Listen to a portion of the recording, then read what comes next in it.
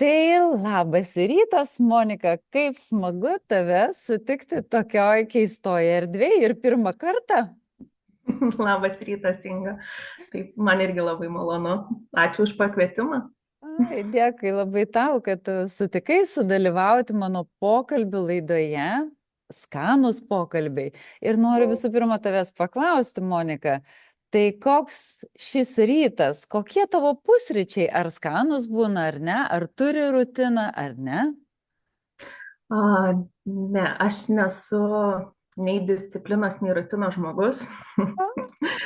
Jo, tai pusryčiauju tiesiog, ką išjaučiu ryte atsikėlusi, ko aš tuo momentu noriu, bet kadangi nuo rudens pas mane prasideda intensyvūs savaitgaliai, tai sekmadieniai dažniausiai būna dirbami, atiduodami mano veiklai, tai ne visada spėju net ir papusryčiauti, bet jeigu spėju, tai stengiuosi arbatos puodeliui taip atsiduoti, atsisėsti ramiai, išgerti ir pasimėgauti sąmoningai.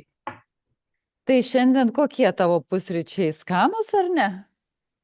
Taip, šiandien skanus buvo, nes šiandien esu atidavusi savaitgalį šeimai, tai jokios veiklos apart veiklos su šeima, tai susirinkom, papusryčiavom visi, valgėm blyno, O, ką labai mėgsta vaikai, taip duoklė vaikam atiduota ir pasimėgau savo rytiniu ramiu arbatos puodeliu. smagu girdėti. Tai labai smagu, iš tikrųjų mano sekmadienio rytas irgi šiandieną toks jo skubantis, truputėlį lekiantis, truputėlį kitoks, bet tai irgi įkvėpia, žinai, gyventi, atrodo, man sekmadienis iš viso visada būna apie Saulės dieną. Ir man Mhm. ta Saulės diena tokia visada atrodo graži. Nu, nesvarbu, gali būti apsiniaukę, gali lyti, bet aš vis tiek įsivaizduoju, kad ta Saulė šviečia mano galvoje. Tai iš tikrųjų netgi toksai, žinai, gal ir geras toksai, tokia gera apgaulė, sakyčiau, jeigu ir liūdna, ir nelabai kažkas pavyksta, arba ir nuovargis jaučiasi, visada kažkaip saulė akise pamatyti yra gera. Ir galima tai susikurti tiesiog tokį pojūtį, ne? Tai, Būtent. tai va, o šiandieną tikrai noriu pristatyti, vat, Moniką Didžbalienę ir įmonės Taškuota laimė įkūrėja, emocijų paleidimo ir rebefingo instruktorė. Skamba Tikrai. taip įkvepiančiai, žinai. Tai gal Jo. daugiau, Monika, galėtum apie save, apie savo veiklas, kas tu esi ir kaip Mhm. susijusios tavo veiklos su tavim. Mhm. Tai sveiki dar kartą, ką jau ir minėjau, kad pas mane nei su disciplina yra gerai, nei su rutina yra gerai, ne? Tai ir tos veiklos ir tai iš tikrųjų atspindi. Aš anksčiau dirbdavau tokius, sakykime, darbus, kuriuose būdavo visą laiką rutina, kur visą laiką virš mano galvos būdavo dažniausiai piktas vadovas, kuris diriguodavo, kaip gyventi, ne, kaip dirbti ir panašiai. Tai man tai labai greitai atsibosdavo. Dėl to aš per gyvenimą, nėra jis toks jau labai ir ilgas, bet esu pakeitusi, kad nepameluočiau, nu virš 20 darbų tai tikrai. Todėl, kad neišeidavo man išbūti. Po metų laiko man jau dažniausiai atsibosdavo ir nesuprasdavau, kas yra. Tai teko nuostabi galimybė užsisakyti veidoskaitos analizę. Ir tas veidoskaitininkas pasakė, sako, Monika, tau netinka viena veikla, tu geriau, sako, imk 5 veiklas po truputėlį, bet sako tau, kad nebūtų rutina ir monotonija. Ir žinokit, tas taip praplėtė mano tą mąstymą, nes aš tikrai buvau įsitikinus, kad žmogus turi būti gyvenime vienoj veikloj, toksai, sakykime, profas, ne? Ir na, iš to darbo tik tai jau vos neišnešti jį kojom į priekį, žinot. Jo, bet kažkada po tos analizės atėjo suvokimas, kad ne, tikrai, aš galiu daryti po truputėlį tai, kas man įdomu, tai, kas mane užkuria, tai, kas mane užveda. ir tapti savo pati vadovė. Tai po šitos analizės, žinokit, ir pradėjo taip plūsti gyvenime, viską statytis į vietas, kad pradžiai atsirado emocijų paleidimo instruktorė, baigiau mokymus pas Rytį Lukoševičių. Besimokant tenai,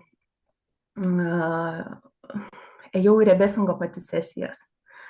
Pajutau tą tokį, sakykime, didelį savo lūžį gyvenime ir savo viduje, kai perėjau 10 sesijų, mano gyvenimas kardinaliai pradėjo keistis, tada išėjau už darbo, iš paskutinės tos darbovietės, kuri buvo, na, tas fiksuotas tas darbas nuo 8 iki 5, išėjau už darbo, pradėjau domėtis sąmoningumu, pradėjau domėtis įvairiausiams praktikomis, kaip ir minėjau, emocijų paleidimą pradėjau mokintis. Tada besimokant, dabar neatsimenu, gal 2 metus emocijų paleidimo, pamačiau, kad Martynas Driukas rengė rebefingo instruktorio kursą. Neskubėjau, nes aš toks anksčiau buvau žmogus, kad jeigu pamatau, iškart padarau ir paskui galvoju, kam aš taip, ne? Kaip aš tai padarysiu ir panašiai. Išjaučiau ir vis tiek nusprendžiau, kad tai yra man apie mane ir pradėjau mokintis instruktorių kursuose. Ir paskui jau kažkurio momentu pradėjo įsilieti, atsirado mano gyvenime taškavimas.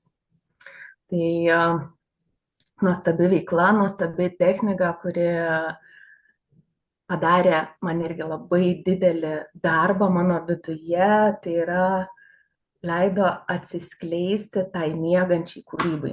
Gaminti aš visą gyvenimą, rankdarbius mokėjau, turėjau įmonę gaminant plaukų papuošalus 5 metus, bet aš gaminti mokėjau. Man su kūryba buvo užverta, sunku, nes buvau patikėjusi iš mokyklos, kad aš to nemoku daryti.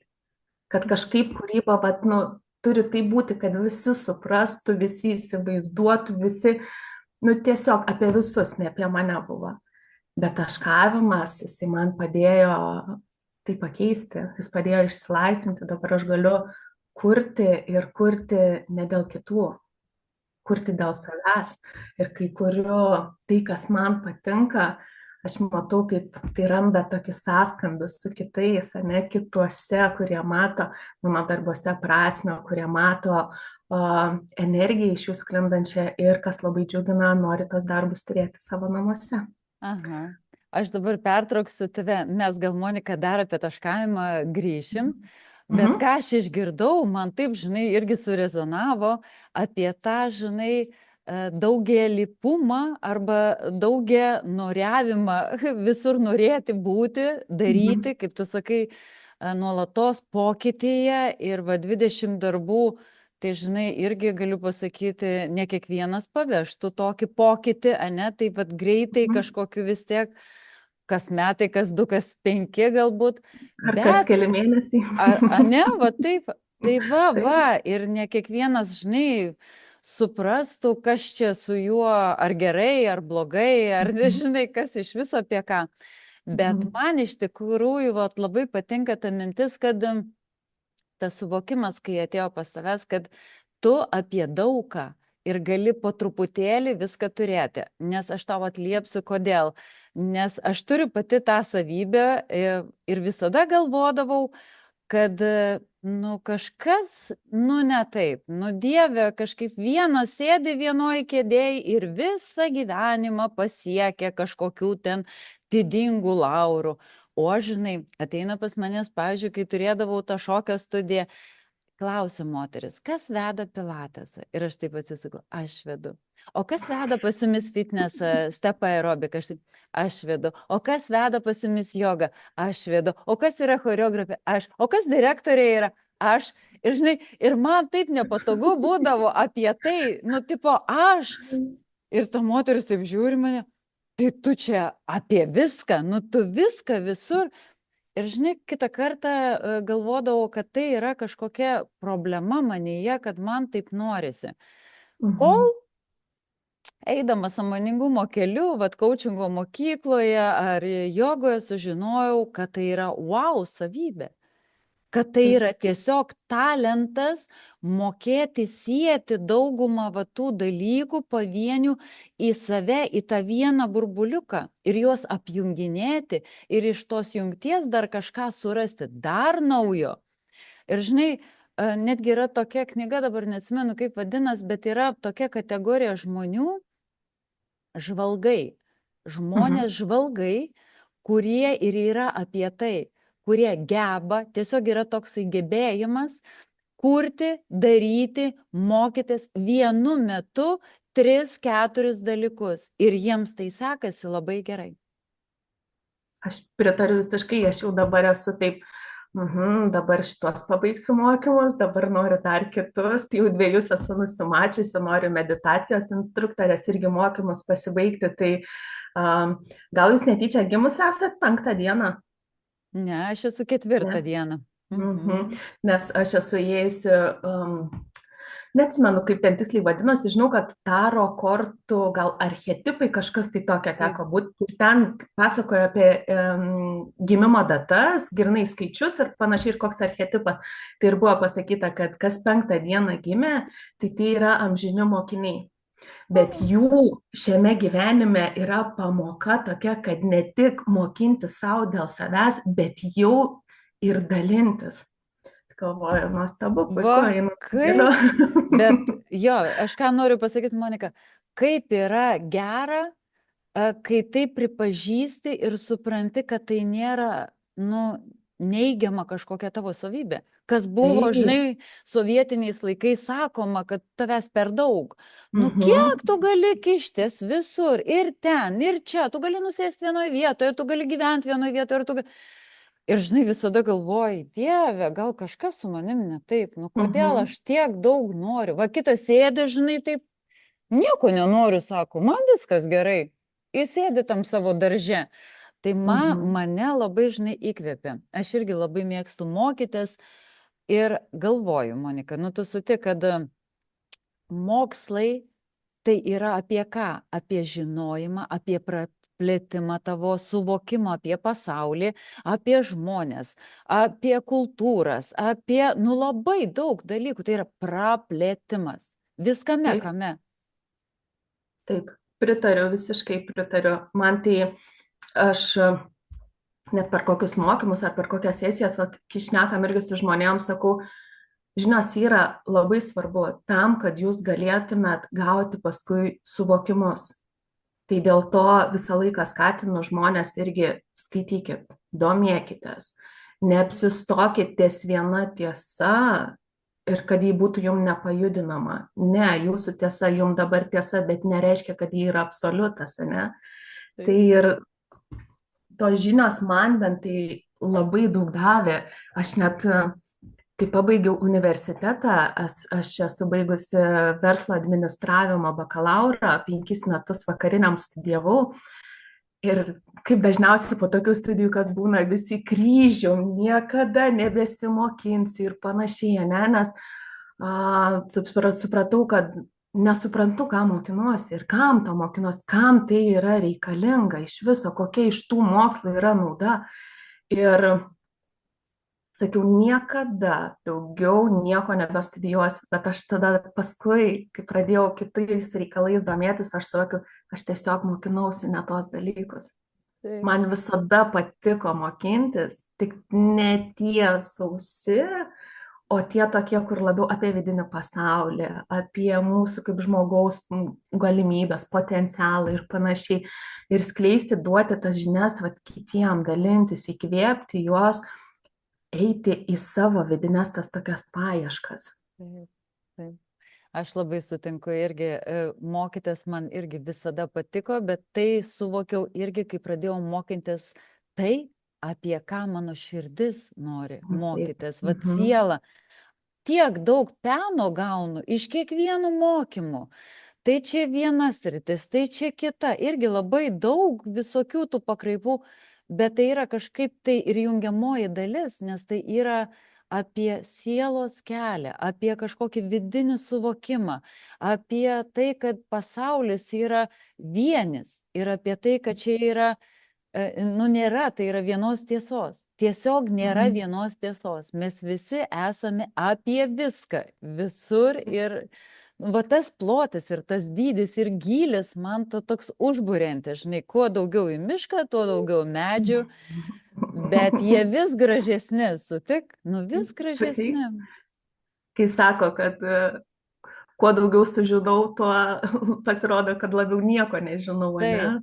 Taip, taip, taip, tai tas, jo, vat, žmogus, kai sako, aš žinau, tai turbūt reikia suvokti, kad jisai turbūt labai mažai žino, todėl kad suvokia, kad žino, o kai jau tu žinai daug, tu suvoki, kad nieko nebežinai, nes, nu, tiesiog yra taip įdomu, vat man ta žodis, žinai, smalsu ir įdomu, nu, tiesiog yra Mhm. smalsu ir įdomu dar vis pažinti, dar vis pažinti, dar vis pažinti.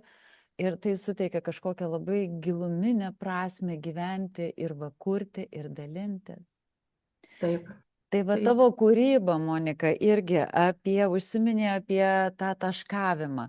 Tai gal Mhm. tu galėtum vat praplėsti tą savo kūrybinę kelionę iki taškavimo. Kaip atėjo Mhm. pas tavęs va toksai dalykas? Man iš viso toks svetimas žodis, netgi taškuoti galbūt vienoj praktikoj taškavau akmenukus, tai niekaip neturiu patirties jokios. Tai labai Mhm. įdomu. Tai jau turi, vadinasi, Inga, jau kažkokius Adi. taškelius dėlioji, nes galimas taškavimas tiek ant akmenėlio, iš viso galima ant visko taškuoti. Tai kaip viskas tas prasidėjo? Tai prasidėjo kiek netikėtai, gal sakykim, kažkam tikėtai kažkur iš aukščio, net buvo suplanavęs kažkas. Tai buvau motinystės atostogose ir draugė paskambino ir sako, įrenginėjau sąmoningumo namus Šiauliuose ir sako, nieko nežinau, bet tu pas mane vesi rankdarbių dirbtuves. Susigalvo, ką tu nori veikti, kokias veiklas norėtum siūlyti žmonėm, bet kad tai būtų susijęs su kažkokiu tai sąmoningumu, su meditacija, gal kažkas tai tokio, kad na, ne kasdieniško, ne? Ir sako, neigiamą atsakymą neprimsiu. Supratau, kad niekur nepabėgsiu. Ir tiesiog ką, kai nežinom, ką daryti, visagalis internetas mums dažniausiai atveju padeda, ne? Tai lindau į YouTube ir pradėjau tiesiog vesti, kad meditaciniai užsiėmimai, meditacinės kažkokios tai rankdarbių veiklos ir netyčia akis užkliuvo už taškavimą. Pamačiau, kad tai tuo momentui pasirodė labai nuostabi veikla ir galvoju tiesiog, aha, pabandysiu. Nau pas savo Anytą, ji pas mane žmogus prie meno yra, tai susirinkau iš jos, ką tik tai radau dažus, kartoną, drobę pasiėmiau, namuose pasiėmiau ausų krapštukus, dantų krapštukus, viskas, kas bent truputėlį, apvalu, iš dukros pasiskolinau lūpų blizgėsi, davė savo tokį didesnį ir nutaškavau tada pirmą savo darbą.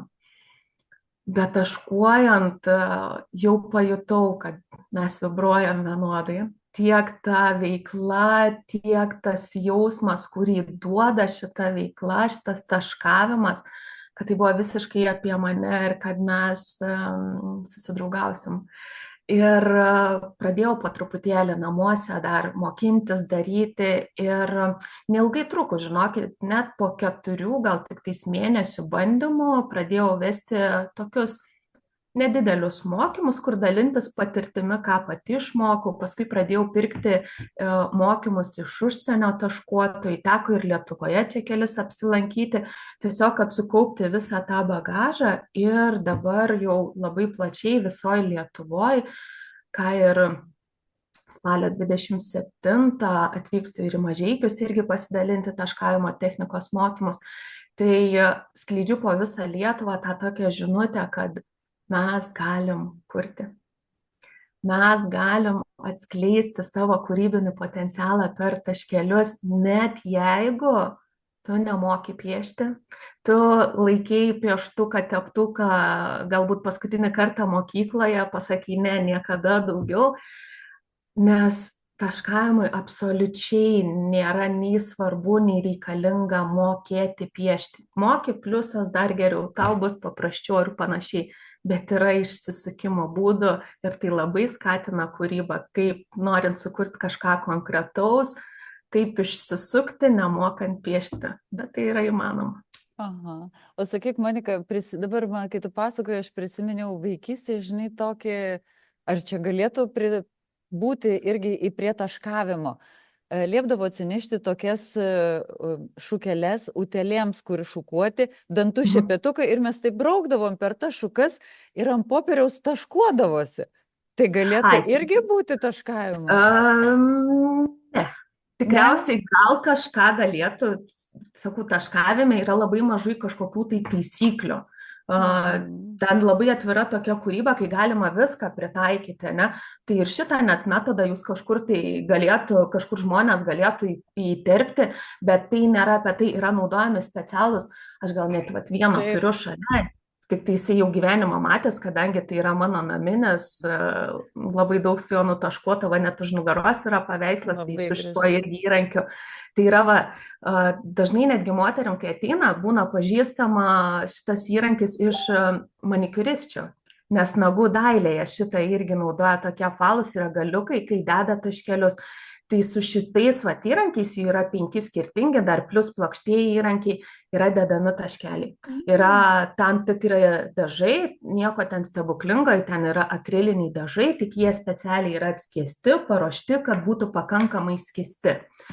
Ir po truputėlį ir dėliojam tos taškelius, kaip išeina, kaip mokam, kaip nemokam, išmokstam. O tai galima tada sakyti, kad tai tokia, aš suvokiau, kad tai kaip meditacijos būsena tokia. Tikrai vienareikšmiškai, nes kas yra su taškavimu, reikia šiek tiek sąmoningumo. Šitam darbui, kaip sakau, visada per mokymus irgi moteriams sakau, kai jau taškuojat, jūs sakau, pačias pamatysit, kad jau jūs blynų nepakepsit savo galvoj, kotletų nepavartysit ir sakau, rytojaus darbam niekada nepasiruošit, bet taškuojant, nes iš karto matosi, kur jau taškelis nueina į šoną. Tai jau vadinasi, net kai taškuoja per mokymus, sakau, apie ką čia galvojot? Ai, tai čia, ne, nes matosi iš karto, nes eina lygiai ir tik mūsų mintis šiek tiek nukrypsta.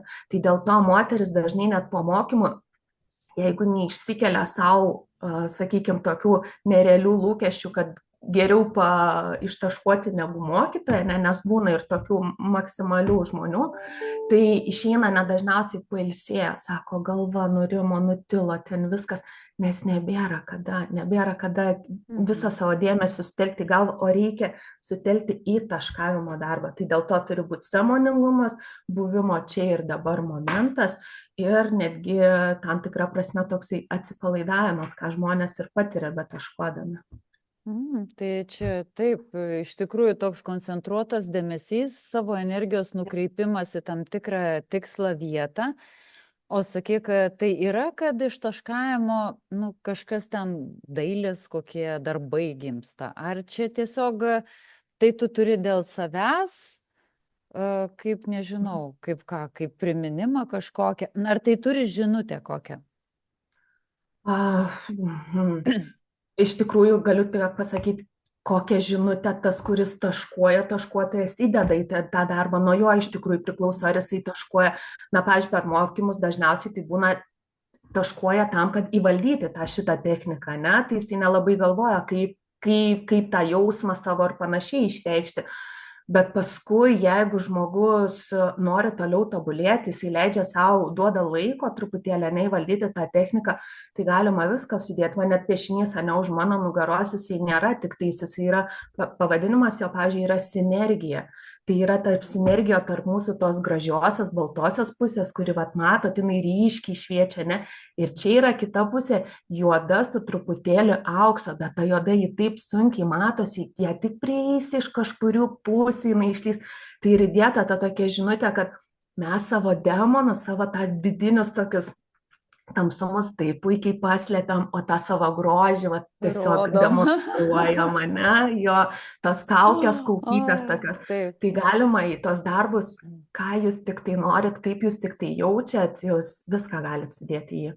Ką džiugina, kad žmonės ir deda, yra kas pas mane baigia mokymus, kūrė paveikslus, jais prekiauja, juos pardavinėja ir iš to žmonės, nežinau, ar vien tik iš to, bet ir iš to žmonės gyvena, tai kas labai labai džiugina. Taip, iš tikrųjų, nes čia darbai, aš mačiau ant tavo sienos Facebooką, iš tikrųjų labai nuostabių darbų, ten tavo, sakyk?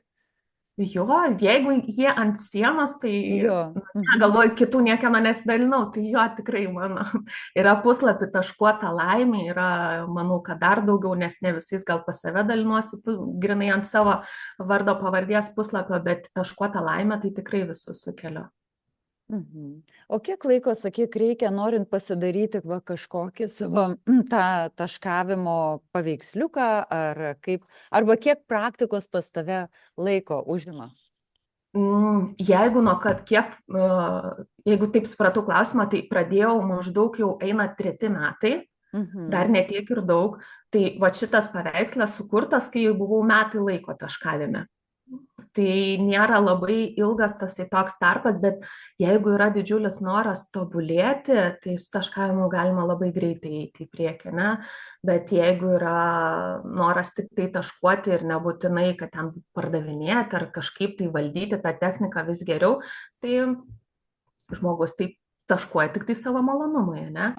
O kiek taškuoju paveikslus, tai žinokit, labai įvairiai, labai skirtingai. Ilgiausiai, kurį esu taškavusi, tai 90 darbo valandų gavosi ir jo dydis buvo 50 ant 50 cm.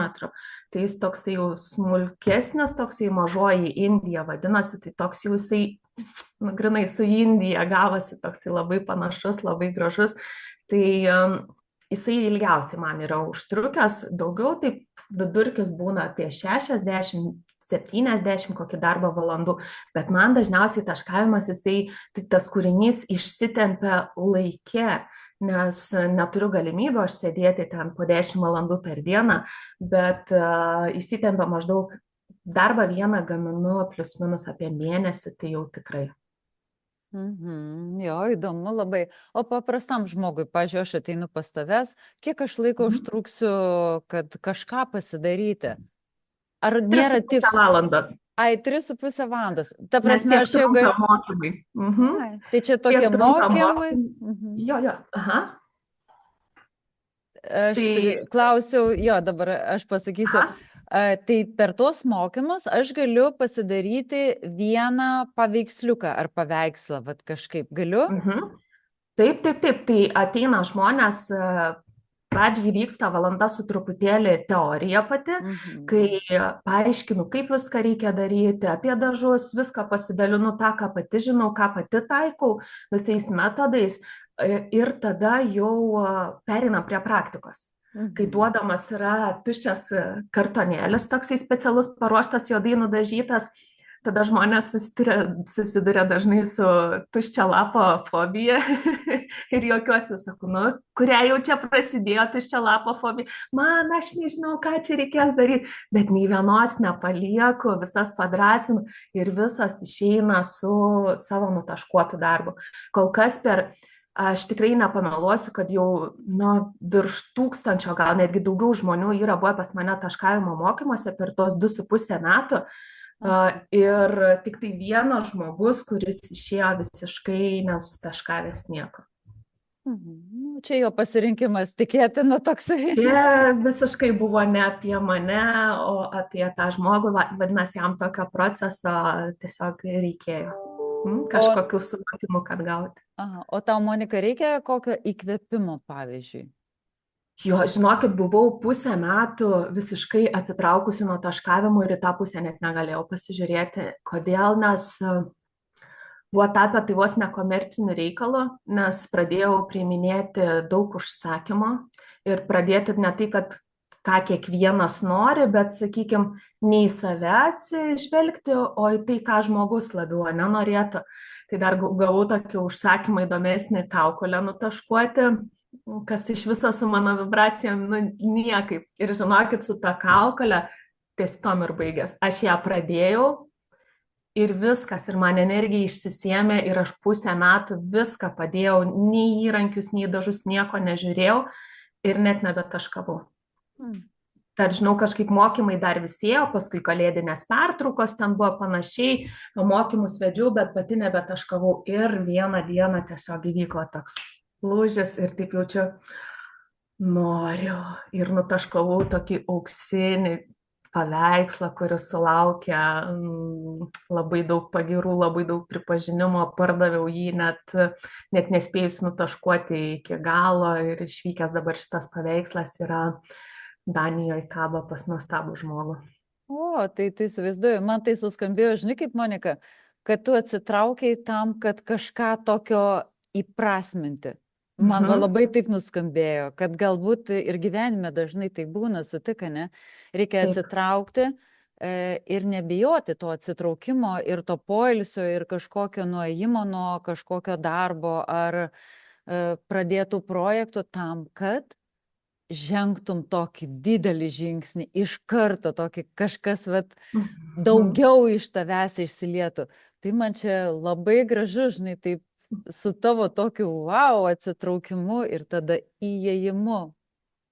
Taip, ir žinai, dar dėl ko, kas svarbiausia, nes aš labai daug turėjau tų visokiausių rankdarbių, sagės, kurdavau, tai medelius tenai darydavau. Ir jeigu tik kur nors susifeilindavau, kas nors nepavykdavo, sagę pagaminau ir nunešiau draugės mamai ir ji taip, gražu, bet matau, kad jai nelabai tiko. Aš tą išgirdau, viskas, aš mečiau, aš daugiau nebežiūrėjau, net į tas sages nieko nebedariau.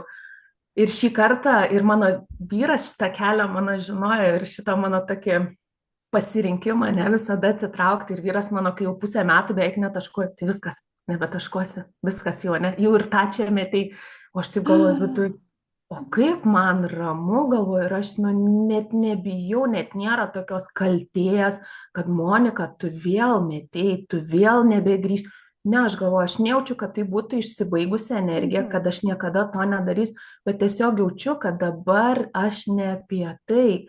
Ir kai leidau savo tame išbūti visiškai ramiai, be jokios savigraužos, be jokios kaltės, be menkiausio savęs menkinimo, kad Monika, kaip tu, ką tu, pažiūrėk, kiek visko yra supirkta, aš nurimau visiškai viduje ir man jaučiu tiesiog taip atsipalaidavo viskas, kad pradėjo tekėti, va, aš dabar jau pasiruošusi, aš dabar jau noriu, aš dabar darau. Labai gražiai suskambėjo, Monika. Tai ką, mes tą gražią gaidą, tokia gražia šypsena iš tikrųjų susikėlė, visos vibracijos mums čia, ne, taip faina pripažinti, kad reikia atsitraukti tam, kad galėtum kažką įprasminti geresnio, galbūt gražesnio, sutaupyto, išmastyto, išbučiuoto, išmiluoto tokio toje tyloje. O Monika, dar kartelį, tu pakviesk visus mažykiečius į renginį, kada patikslink bus. Iš tikrųjų, aš pasidalinsiu po video šituo renginiu, arba bent jau kaip surasti Moniką Facebook'e, galite rašyti jai asmeninės žinutės ar į Messengerį, tikrai pabendraus, atsakys, o tu dar kartą tada pakviesk, patikslink datą. Gerai. Tai noriu labai visas ir visus mažykiečius ir aplinkinius gyventojus pakviesti į taškuotą laimę taškavimo technikos mokymus, kurie vyks spalio 27 dieną 11 valandą. Jeigu galėsi patikslink adresą, nes nelabai atsimenu. Mažeikiuose, Senamiestyje, Basanavičiaus 26. Studija Sėkmės metafora. Super, nuostabu. Tai labai visų lauksiu. Mokymų metu pasidalinsiu visom savo sukauptom žiniom ir galiu garantuoti, kad išeisit su kūrybiniu polėkiu, su nuostabia energija, kuris sklis iš jūsų, ir tikiuosi, kad išsinešit patį nuostabiausią savo taškuotą kūrinį. Labai gražu. Tad ką, sakom, skanių visiems pusryčių. Ačiū tau, Monika, už tai, kad tu atvykai pabūti čia, pasidalinti savo netgi netaškuotą laimę, bet man tokia laimės žinute. Tegul būna jinai taškuota, jo, labai gražu. Tai ką? Ačiū labai už pakvietimą, ačiū Inga. Jo, tai viso, iki. Iki malonaus.